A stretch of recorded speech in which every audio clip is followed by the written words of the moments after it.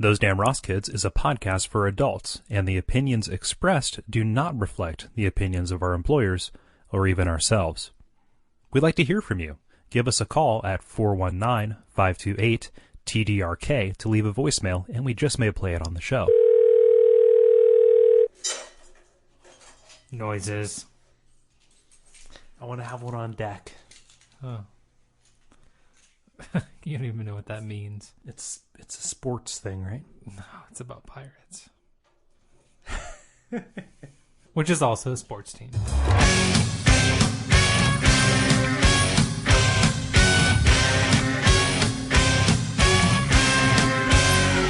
Those Damn Ross Kids, a conversation between brothers, featuring Chris and Kole Ross.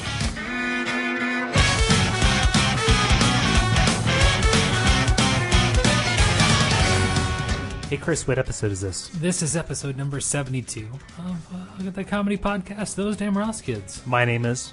Well, you're Cole. And you're Chris? Yes. And we're here to entertain your asses? Yes. And we're going to start right about... now. Hey Chris, do you have a story for me? Yes. Okay, can you say it for me? Sure, let's just get right to it. This is going to be wordy and verbose, so bear with me and hang on. I appreciate all these things. A bill to prohibit sex offenders from being placed in Iowa nursing homes has erupted into a heated debate when Republicans accuse Democrats of allowing rapists to continue living next to grandmas. The proposal comes on the heels of state officials' removal of an 83-year-old sex offender after he was identified as a suspect in the sexual assault of an elderly woman. Republicans argued, and this is partisan, of course, because grandma rape is partisan. You know, there's one side and then there's the other as far as grandma rape goes. There's an R and a D in that one. But the Republicans have argued that the amendment would allow sex offenders to continue to live next to other residents without notification, while Democrats say their amendment keeps sex offenders out of the facilities and notifications are not necessary. And here's where it gets really kind of sticky, because there's quotes and dialogue from the floor debate. Okay.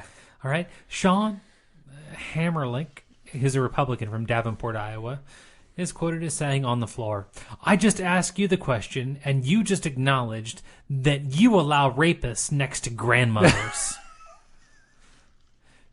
To which Senate Majority Leader Michael Gronstel, Democrat, responded, "You convinced most of the Republican senators, all but 3 who were absent, to let sexually violent predators into nursing homes next to your grandparents and your great-grandparents and somehow refer to that as leadership."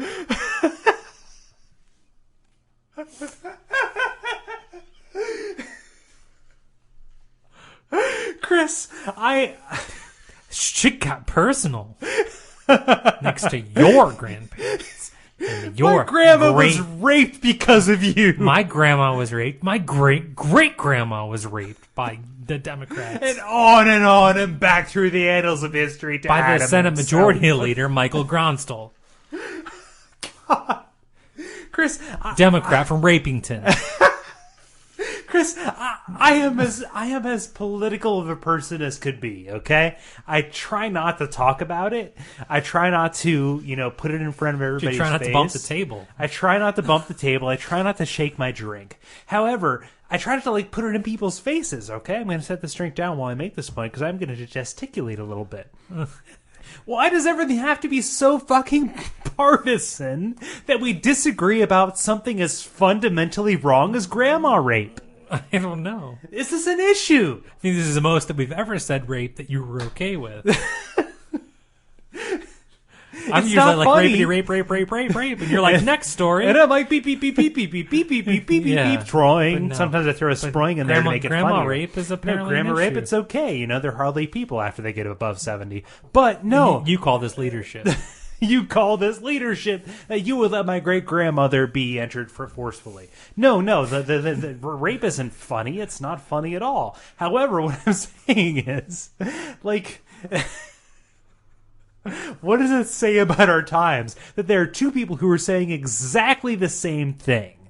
I don't know. All I can tell you is that senile penetration and penile penetration are very way too different things. One letter apart. very different. Super yet different so, apart. So the same. Oh my God, I cannot wait until I'm old. I cannot wait I can't until wait till I'm old and can reap. I can't wait until I'm so old that like I'm not responsible for my actions. Oh, that'll be neat. Because like I wasted all that opportunity when I was too young to be responsible for my actions. And so like I'm old and I can like flick off little kids and I can say racist shit. Mm-hmm. Oh my gosh. Can you imagine us doing this podcast when we're 70 and 75 respectively? I have. I just want to say, And then I wrote a note.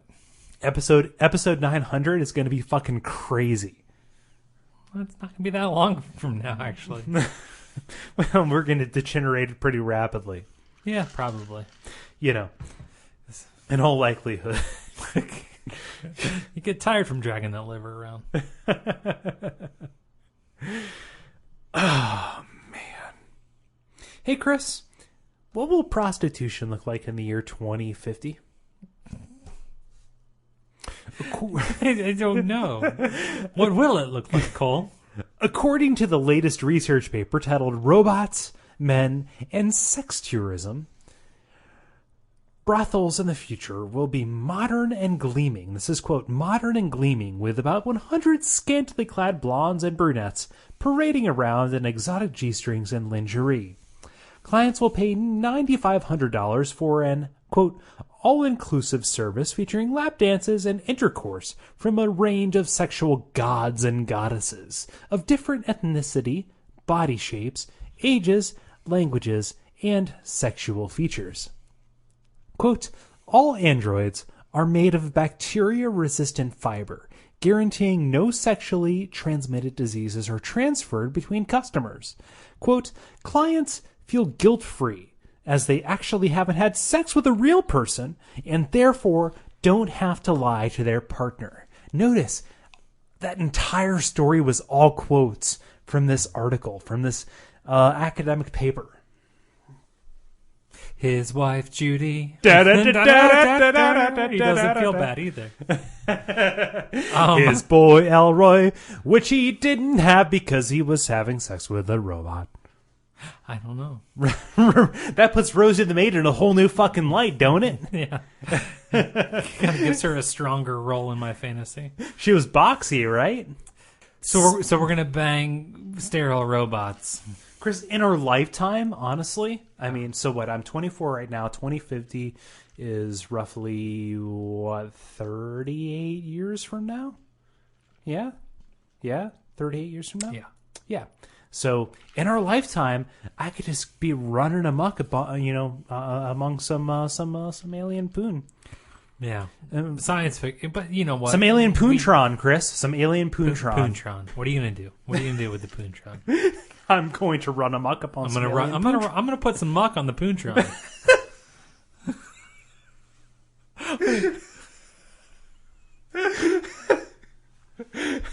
That's what I'm going to do. I mean, I know I asked you, but then I answered. But then you answered in a really funny way. So it made it all okay. Dump my muck on the poontron.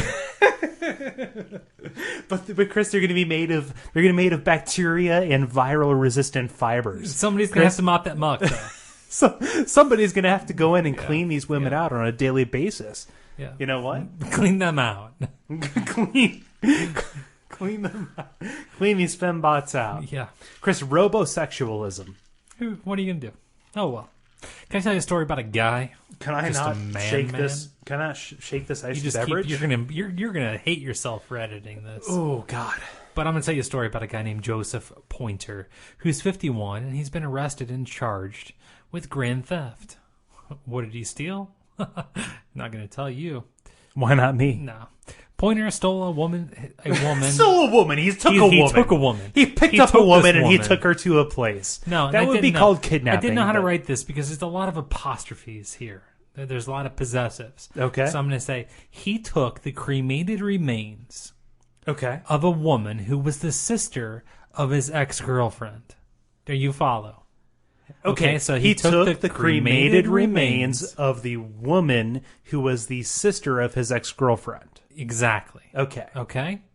Okay, so he took his. So he's living with his ex-girlfriend for a period of time, and while he was living with her, he was like yoink with the sister's cremated remains. He developed a spiritual connection with the cremains of his girlfriend's potential sister-in-law, Yes. should she have been alive, Yes. and should he have married this person that he took the remains from. Yes. Okay. So then he was spotted driving up the street after stealing them by the ex-girlfriend's mother. Okay. So he's spotted by the ex-girlfriend's mother driving up the street, and the ex-girlfriend's mother knows that her daughter, the cremated remains have been stolen by this guy named Joseph Pointer, right? Who's driving up the street. Okay. And then he flaunts it, and she says that Pointer drove by her home and shouted, "I've got your dead daughter's ashes, and I'm going to snort them."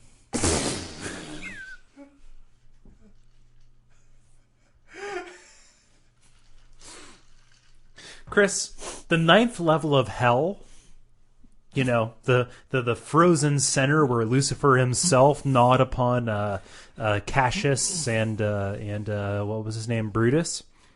Okay, yeah. Yep. That was dedicated, Chris, to treachery. Okay? That and the 8th level, which was the city of Malabulge, which was also the home of the treacherous. But the most treacherous of treacherous were delegated to the 9th level of hell, per Dante Alighieri, okay? Yeah. This person, he came clean.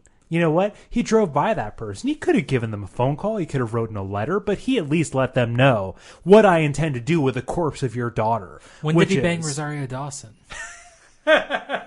No, don't you mean what's her name? Kevin Smith, Raph. Blammo! No, that was Clerks 2. No, you're talking about Selma Hayek, who was the muse in Dogma, which was the worst movie fucking ever. No, Dante. Dante? Oh, okay. Gotcha. I gotcha. Yep. Okay. Nope. No, you turned it back on me. You turned it back on me. I took it and turned no, it to ever since you took and turned about 4 movies down the line. No, 3/4. Ever since I said that maturity in America means realizing Kevin Smith isn't funny, you've meant to turn that on its tail on me every single time. You laugh. You've held a fucking grudge ever since. Well, I'm angry with you. So angry. I'm grudgy. So angry. I'm going to take... I'm pudgy. I'm grudgy while being pudgy. I'm prudgy, Chris. I'm prudgy. I'm holding a prudge against you. Judge my grudginess as only by my pudginess. Chris, it's like the Greek gods, you know? No. I don't. No, it was the idea that you were... No, I was saying no, don't tell me about it. No, I know. Instead of wait, don't tell me, it's no, don't tell me. No, Cole, don't talk. That's the name of the podcast. The new name of the podcast is No, Cole, don't talk. I'll just mute my track now. No, Cole, don't talk. No, Cole, don't talk. God damn it. No, Cole, it's not important. It's not. It's soup's not important. Yeah, that means, which also is like the spinoff podcast, No, Cole, don't listen. No, Cole, please go into the other room. Where we talk about all the reasons why we don't want Cole to talk. Let's not have Cole in this room. Chris, the U.S. Forest Service near Colorado's Conundrum Hot Springs have quite a pickle to unravel. A cabin near the hot springs is full of 6 dozen cow corpses, frozen solid, the remnants of animals who fled late March snows into the warmth of the cabins, only to find out that they were too stupid to escape. Yo, Adrian, what do you do with these cows? I'm gonna punch them until they fucking fall out, you know? It's imperative that the cows be removed before the thaw. Because removed. You said that. You meant to put a V on the end. I didn't think you'd catch me. I did not think you'd catch me. I did not think you'd catch me. Did you write that? I love that. I loved writing that. Because their decomposing bodies could pollute the hot springs.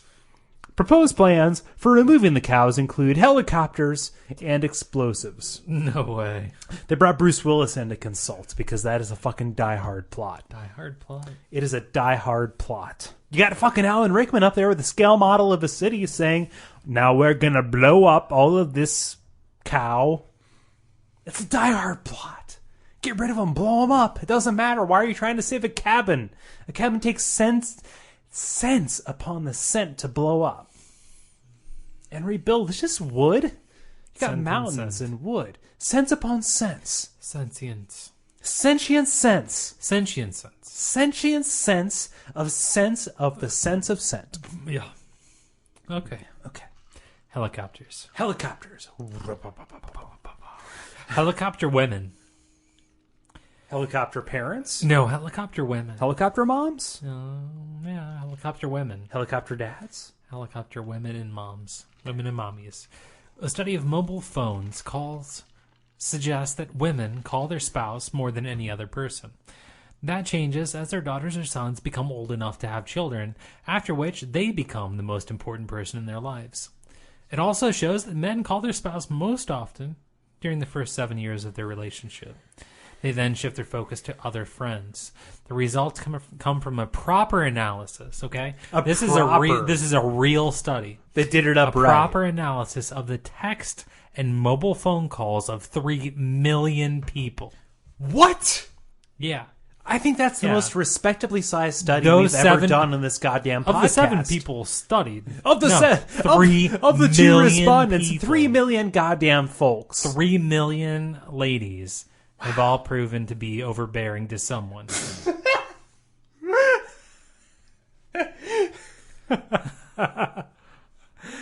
Helicopter women. bringing in the wounded. Shit you don't want to see or talk about. Radar Riley's calling that shit in. We got some concern about how late you are. Some crazy rolling in. You better hope I fucking catch that in editing. Marker.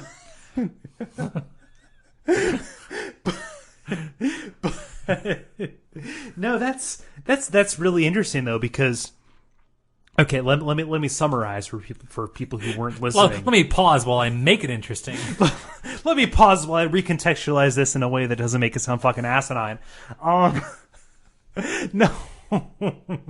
Okay, so they call their husbands the most until they have kids who are of childbearing age. And then their husband's like, whoo, boy, I can go and play golf and drink scotch and bang robot I'll be at whores. Cheers. There we go. Okay. No, so what this means, like, I think the implication here and what the researchers are not bold enough to assert is all of this overbearingness, all of this hovering, all of this is to protect the gene line. Okay?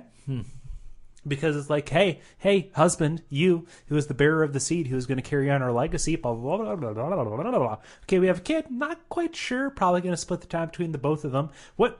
No, my kid's going to have a kid? Okay, there we go. That is the lineage. That is the protection of the matron throughout the ages.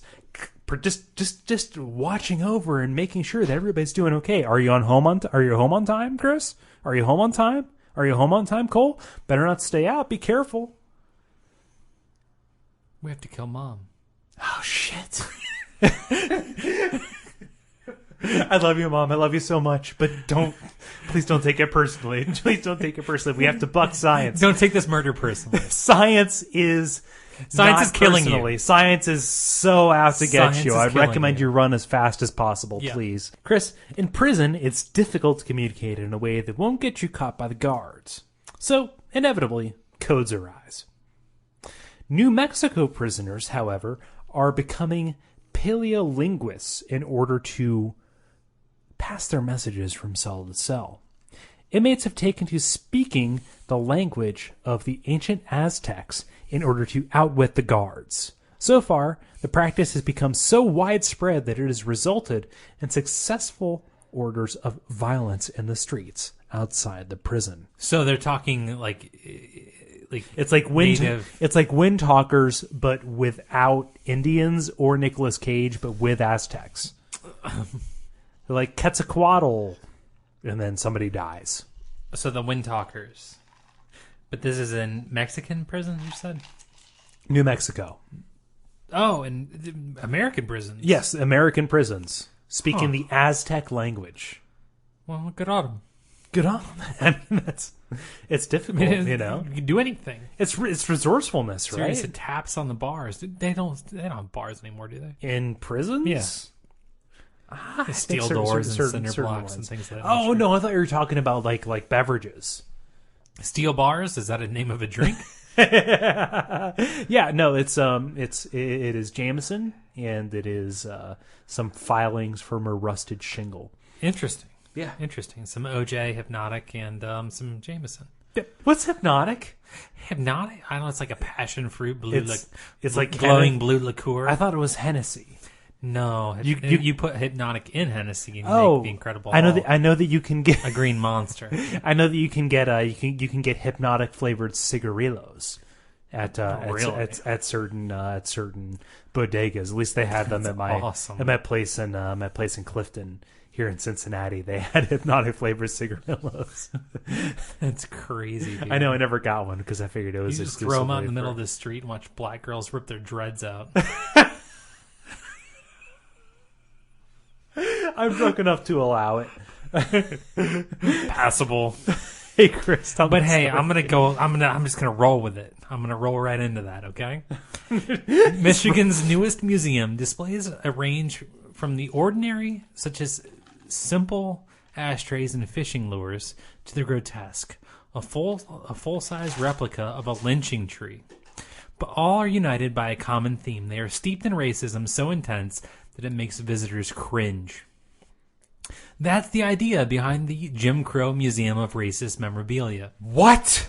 Which says it has amassed the nation's largest public collection of artifacts spanning the segregation era from Reconstruction until the Civil Rights Movement and beyond. The displays are startling. The N-word is prevalent throughout, and many items portray black men as lazy, violent, and inarticulate, while black women are shown as kerchief-wearing mammies who are sexually charged Jezebels. Some of the objects in the museum are centuries old, while others are as recently made as this year. One T-shirt on the display reads, "Any white guy, 2012." Another shirt says, "Obama 08" is accompanied by a cartoon monkey holding a banana. A mouse pad shows a robe-wearing Ku Klux Klan member chasing an Obama caricature above the words, "Run, Obama, run." A mouse pad. A mouse pad. A mouse pad. Something that hasn't been necessary since 1998. Mouse pad. Mouse pad. Mouse pad. Bulk pad. No.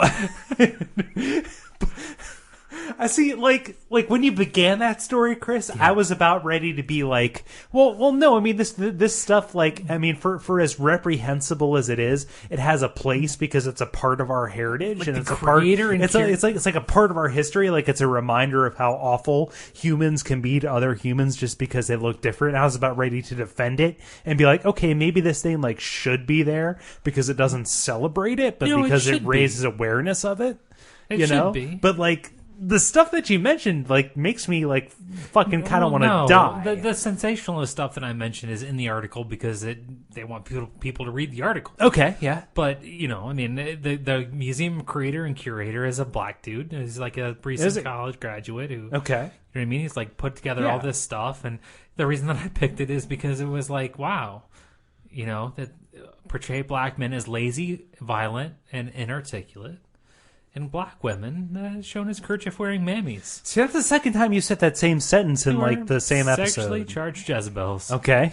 I wanted to cut you off before you said that. Yeah. No, I just thought that was interesting because... Why? I agree. No. Wait, no. I don't. Stop. I don't agree. I mean, here's a mouse pad. I don't... Here's a mouse pad that outlines my beliefs. Yes. So... Run. Run as fast as you can, please. There's a helicopter woman coming. It's okay. That's this episode. We're all right. as long as we reference that's our little oral surgery. We're okay. We're okay. No, Moscow mommy. No. I was all about to be like, well, no, we should, the same reason people study the Civil War. No, we have to stop them so they don't rape grandma. Chris, stop taking those callbacks. She's dead. Don't snort her ass. Hey, Chris, what episode is this? That's episode number 72. but no, I was all about ready to defend this, but I got much more defensive as we went on. But it's okay, because they're Jezebel mammies. Jesus Christ, Chris, stop it! What? Speaking of racists... Speaking of racist grandma rape. Quote, we're having a tea parody. Tea parody. Tea party. Parody. Is a large sculpture of Sarah Palin's head that also serves as a small stove. The sculpture has been on tour around the country and made appearances in several galleries, but Governor Palin hasn't herself attended any of them. However, it will shortly serve its ultimate purpose, to roast a suckling pig, as smoke from the pyre escapes from Palin's signature hair bun, and light from the flames escapes from her eyes. This artist has also created several nude and erotic photos of Sarah Palin. One of her holding a rifle and a bloody...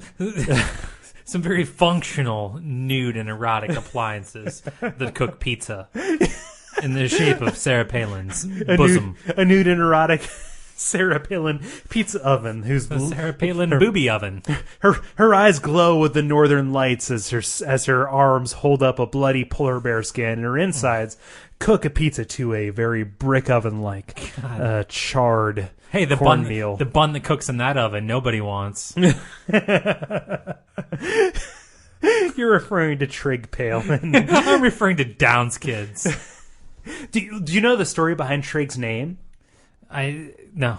Okay. I don't. No. Here's the story, and here's how fucked up Sarah Palin is. Okay. No. Where did this come from? Are you repeating this from sort of like liberal blog? No, I'm repeating this from the Something Awful forums. Okay. So that's fact. Okay, so this is fact, okay? Something Awful, I love you. If you're listening from the Something Awful forums, you're the greatest person in the entire world. No, but they named the kid Trig because it was born with Down syndrome, okay, which is trisomy G, which is the duplication of the extra 21st chromosome. 23rd chromosome. Chromosome. Okay, chromosome. Isotope. Tropitope. The 23rd tropitope. Tropitope. Okay. Yep. The 23rd TV tropes. Yeah. However, which reminds you to shred your frogs. Exactly. Last episode. Call back if you're listening and you're a longtime fan. No. So nurses, just in referring to somebody who has trisomy G, which is the technical name for somebody who has Down syndrome, and God bless each and every one of them because they, have a difficult life ahead of them.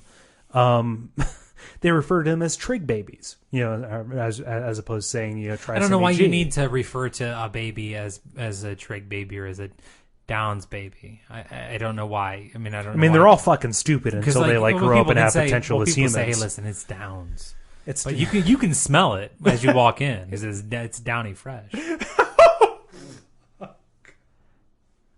I was going to put down a marker, but I won't. I'll just drink some of my Shiner box. The morning fresh smell of dew on a disabled person. I don't want to die. I just want to ride my motorcycle. Oh, jeez. No. So they heard her calling the baby, a Trig baby, trisomy G, etc. It's like, oh, that's a really fun name because my previous kids' names are Trig, Track, Sprig. All of that. So let's call him Trig. Why not? So they're essentially Dag Sandwich. Dig Dug. Remember Kid Dig Dug? Pole position. Dig Dug Dank Dog. Bleep. So, that was one of them too. That was one of them. So I swallowed all that jizz and I went, and then I knew I was pregnant. Jesus Christ. I'm gonna give you a mouth, baby. So yeah, that's where the name Trig came from because they heard the name. It was a miracle from God and whatever. Yeah. We shouldn't have aborted it. You would never know. You would never know. You would never know. Hey, man. Now you're really living. That's an eel song. Sri Lanka hen. Sri Lanka. Sri Lanka. It's a beautiful country. Sri Lanka. Beautiful country. A hen in that country gave birth to a chick without an egg. Instead of passing out of the hen's body and being incubated outside, the egg was incubated in the hen for 21 days and then hatched while inside. The chick is fully formed and healthy, although the mother has died. A post-mortem conducted on the hen's body concluded that it died of internal wounds. from this fucking fully formed chick baby clawing on its way out of the mama's cloaca? Yes. Yeah? Okay. That one. So that brings up the question. Okay. The chicken... That brings up the question, are we fucked? Dolphins, sprouting thumbs. Turtles, sprouting intellects. Where was that at? Where was that at? That all those dolphins, like 800 dolphins, have washed up on shore like with legs and started on walking shore around and dead. like and started forming accounting firms. And porpoise. Porpoise. That's a hat. Don't leap over the fucking table, Chris. I'm like, right here, I've got a beer. You're like Mr. Plural. Shinerbach. God, I wish I could punch you with a handful of dice. I can get you a fucking D20. I got my D&D gear right in the other room. I meant to say I wish I could punch you with a handful of die. I don't even remember what the story is. Yeah, the hen and the egg hen and and the egg and the chicken and bud, whatever. the chicken butt. No, it was the chicken first because Kill the mom. chicken had to...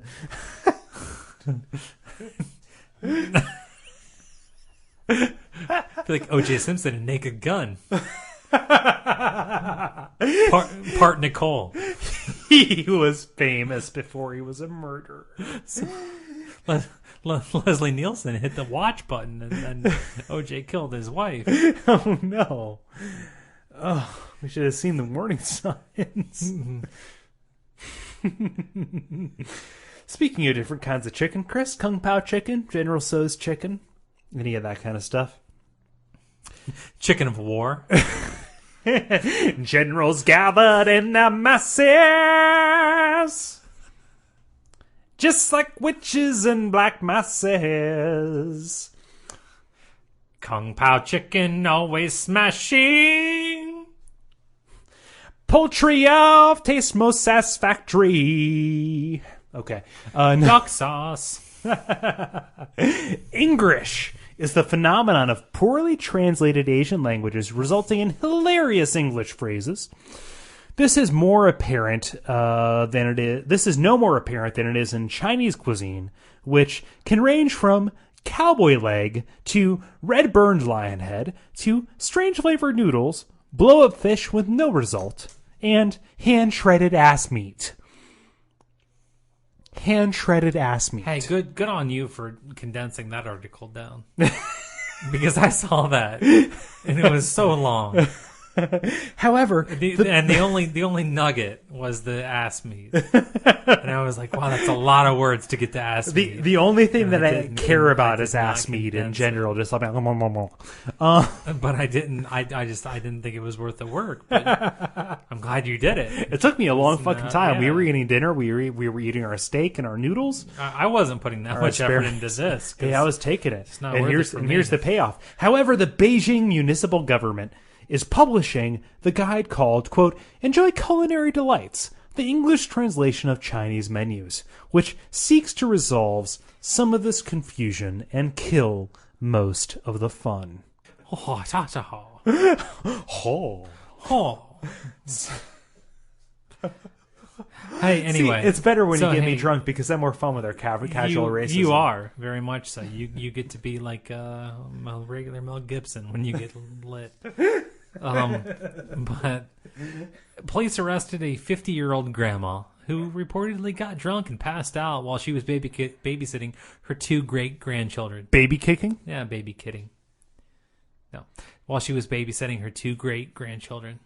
According to the arrest affidavit, the woman's granddaughter left her 1- and 2-year-old children under the grandma's care while she went to work. 4 hours later, the adult granddaughter returned to find that both of her children had soiled their diapers to the point that the diapers were falling off. They were just dragging massive steaming loads of shit across the Who's carpet. got a poopy diaper? Who's got a poopy diaper 5 minutes ago when it fell off of you? So, who's got an inflamed rash? Who's the best kitty? Who's got an inflamed rash upon their genitals and anuses? Who's got an inflamed rash? Who's repulsive? Who's repulsive? Who's got the worst rash? The blistering rash. The adult granddaughter called the police, and the grandma was woken by police shining a flashlight in her face. After which, she admitted to drinking a fifth of Jim Beam. while the children were in her care. 4 hours a fifth. I can't claim to be a person who hasn't drank a fifth in 4 hours. I cannot claim to be a person who has drank 2/5 in the last 2 hours. Okay. My language belies. My kitty titting. My kitty titting. This grandma's kitty titting drunken. Drunkenness. Blah. No. But Jim Beam, does that seem kind of upscale for like for a drunk grandma? I mean, somebody who's on supposedly a fixed income. You think they would be rocking She's 50. She's a 50-year-old great grandma. Oh yeah, no, that's low cat. Yeah, that's low class all the way around. Yeah. There's not a lot of education. No, and arithmetic. Yeah, in order for that to happen, in this area code, everybody must have happened to have gotten drunk at age 12. There are lots of not hoes drunk in at that age area 12. code, though. Lots of hoes in that area code, pregnant at age 12, just walking around, you know. That would be 36. Taking 12 to 12. Yes. Okay. No, take it. Close. You just like 14-year-old you ladies. take your newborn baby to your middle school prom. Okay, the formal dance, the Sadie Hawkins. You say, hey, you know what? You got me pregnant, so I'm going to invite you to this dance. I think it's called the Moonshine Dance in this area. Where was this at? Doesn't matter. It doesn't.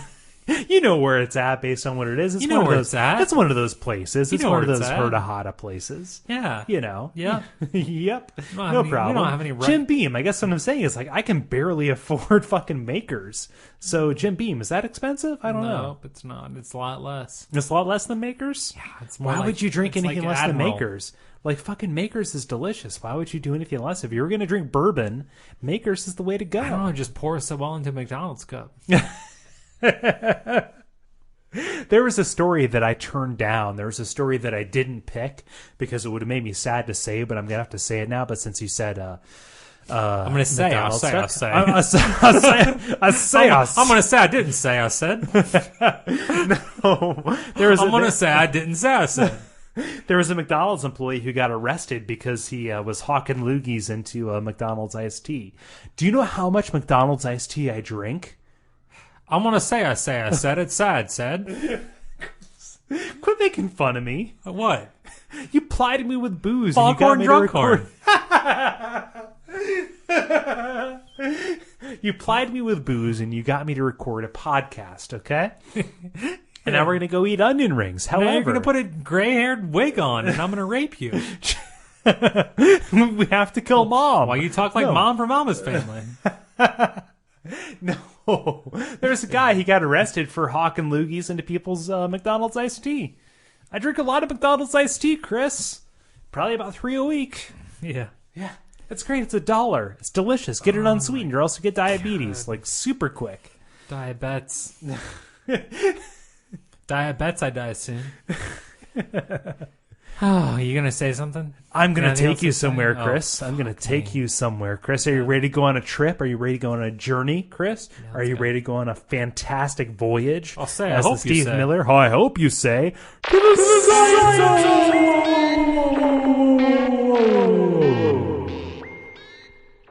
Go.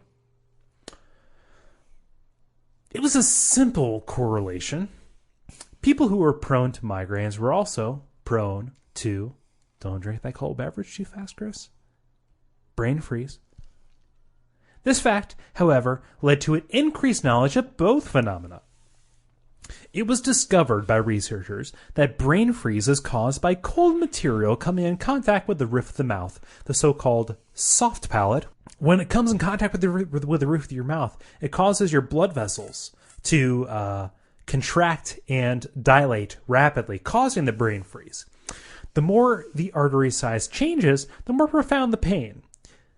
This revelation caused researchers to reach the following conclusion. Using drugs to control the size of the arteries in the head might reduce the severity of migraines and headaches, thus resulting in the only time when ice cream has resulted in the beneficial effect of the health of a person. Great as usual. Great as usual what? Your science zone. Chris, these are What am facts. I supposed to say? What are you supposed to say? You're supposed to say, like, how awesome is that? Neato! The Candyman can. That's great. Tell me a fucking story. I don't fucking care. Yeah, I know you don't I'm going to care leave the anymore. fucking room. I don't care. I hope you leave. Fuck. Hope you quit. Taking a year and a half. That Quit. damn- Quit. That damn Ross kid. Yep, Fucking that damn Ross kid. whatever. Fuck. Such a loser. During the 4 months that Florida drug tested all persons applying for food stamps, welfare, or unemployment, just 2.6% failed, mostly for marijuana use. Everyone who passed was reimbursed for the cost of their test, which totaled $118,140. Resulting in a net loss for the state. Or more than the state would have paid in benefits to those who failed. That means the program actually cost the government almost $46,000. The tests were only given from July through October of 2011, at which point the ACLU lawsuit against the state had made a judge issue a temporary injunction halting the test under the grounds that they were unconstitutional. So 3% of the deadbeats that don't want to work are high. Yeah, pretty much. Or not dumb enough to clean up to pass. Not dumb enough to go down to their head shop and pick up some activated charcoal. Some golden seal. And some vinegar water. Oh, why not? Let's not do a 4-day flush before. They tell you when you're going to do the fucking test. So maybe let up off the bong. Wink, wink. Tuesday. Wink, wink. God damn Oh, it. well. I don't know. I just thought that was funny. No, it's funny. Like, it just save some money because those people who lost their job must be high. No, those people. No, it was a union job that was governed by your Department of Transportation, which required yearly physicals and drug tests. And anytime they got injured, the workers' comp made them, take a urinalysis and sometimes even a hair test to make sure that they weren't using drugs. But then you cut the budget or you moved the production of their product overseas, so they couldn't work anymore. Which means that the minute that they lost their job, which required multiple tests on a yearly basis. They immediately ran out and said, "Woo! No job. I'm going to start doing drugs." And then you tested them, and they did not do drugs. So that makes sense. Way to go. Why are you saying the thing that I would say about this? Because you can't. you're out of commission. So I'm Kole now. So you are the surrogate Kole for this episode because I am several. But I see, I do it in a way that and I think people will agree, and I hope that they will chime in. I do it in a much more pleasant tone. I'm much more of an agreeable person. I don't necessarily preach. I don't scream at you, so that you feel Chris. like running. Just because I like myself less than I like you, But see, that's not doesn't the thing. mean. See, even the tone you're using now, it's very antagonistic, and there's not a hint of a smile behind it. You can smile after you talk, No, but I'm not while you laughing. talk. I'm laughing the whole time, Chris. I'm laughing but like you're a fucking not. loon. The loon part is right. You got that down. That is under control. This is the point that I've been trying to make and it I for wish years. people could see your eyes, because if I was gonna tattoo eyes on the back of my head, those crazy eyes would be the ones I do. But stop. Okay, Stop what? just being nutso. And just explain yourself, with a tone that's jovial and nice, and maybe somebody will get on board, and maybe they'll hop in the furnace, Hey, Chris, I need some help. I know. You're looking jackaled. That's it. Bye-bye.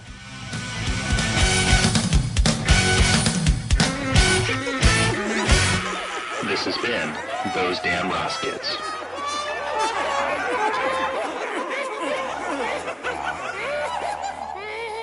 Hey, Kole, what can they do?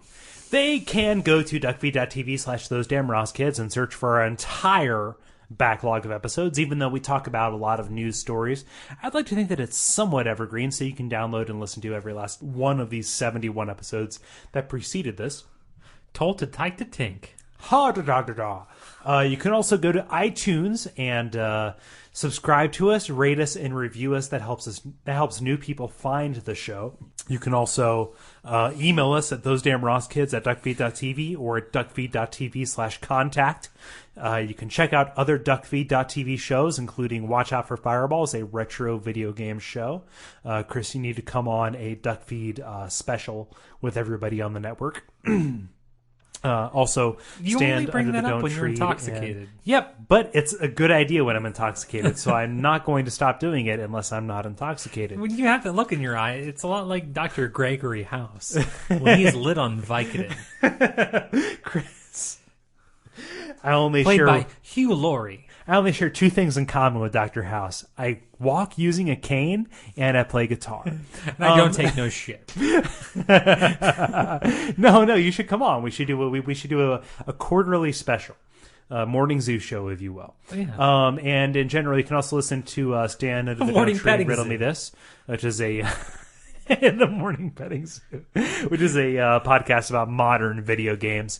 And in general, you can continue being awesome. We love each and every one of you who have gone to Facebook.com/